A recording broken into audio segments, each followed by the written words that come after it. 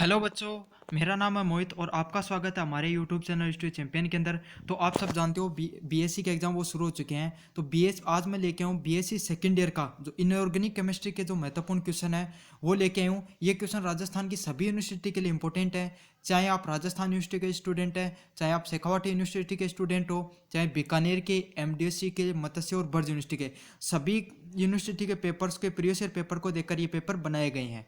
ठीक है, खास बात बता देता हूँ, जो पिछला पेपर दिया था हमने 2023 का, उसमें 70 से 80% क्वेश्चन ऐसे के ऐसे आए थे। तो इस बार भी संभावना है कि ऐसे के ऐसे ही क्वेश्चन आएंगे। तो चलो शुरू करते हैं अपन वीडियो को बिना किसी टाइम वेस्ट किए हुए।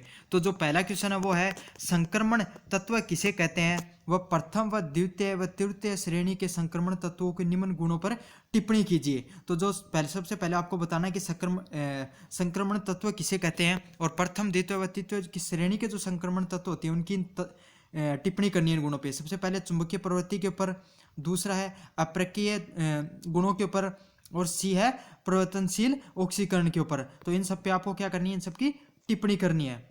फिर बढ़ते हैं 2 नंबर क्वेश्चन की तरफ।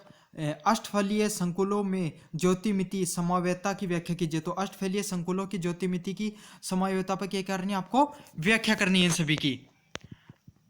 और फिर इसी के अंदर बी है, पहला प्रभावी परमाणु क्रमांक बताना आपको। और फिर जो दूसरा आता है इसके अंदर जो अपने को बताना है वो क्या बताना, अभेद अंतुक और लिगेंड के बारे में आपको बताना है। फिर जो तीसरा है, किलेट व वर्नर सिद्धांत के बारे में बताइए। ये क्वेश्चन बहुत ज़्यादा इंपॉर्टेंट है, ये तीनों के तीनों बहुत बार पूछे गए हैं, 2 से 3 बार अलग अलग यूनिवर्सिटी में पूछे गए हैं। तो अब बढ़ते हैं 3 नंबर क्वेश्चन पे, निम्न संकुलों के यूपीएससी नाम लिखिए। ये हर यूनिवर्सिटी के अंदर क्वेश्चन आता है तो आपको जरूर करना है। पहला है CrH2O4Cl2 का, दूसरा है FeC5H52 का, दूसरा है Na2P2Cl4 का, तीसरा है CrNS3 5ONO Cl2 का। तो इनका सबको आपको क्या यूपीएससी नेम लिखना है। चलो बढ़ते हैं 4 नंबर क्वेश्चन की तरफ। निम्नलिखित पर टिप्पणी कीजिए। इन सभी में से आपको क्या करनी है, टिप्पणी करनी है। पहला क्या है, लिगेंड के चुंबकीय गुणों के ऊपर, लिगेंड के संकुचन के ऊपर। सी नंबर है लिगेंड के इलेक्ट्रॉनिक व्यास के ऊपर। तो मैं पहले आपको अगले क्वेश्चन की तरफ बढ़ने से पहले मैं आपको बताना चाहता हूँ, यूनिवर्सिटी चैंपियन जो ये गुरु यूट्यूब चैनल है, इसके ऊपर मैंने इन सभी क्वेश्चन के सॉल्यूशन भी करा दिए गए हैं। तो आप यूट्यूब चैनल पे एक बार सारा चेक करके देख लें। फिर बढ़ते हैं 5 नंबर क्वेश्चन की तरफ। निम्न पर टिप्पणी लिखिए। तो इन सब पे टिप्पणी लिखनी है। पहले अति बारहवीं तत्व पर, फिर बी है एक्टिनाइडो के रंग व अवशोषण स्पेक्ट्रम पे, जो सी है लैक्टिनाइडो व लेथेनाइडो में समानता व असमानता के बारे में।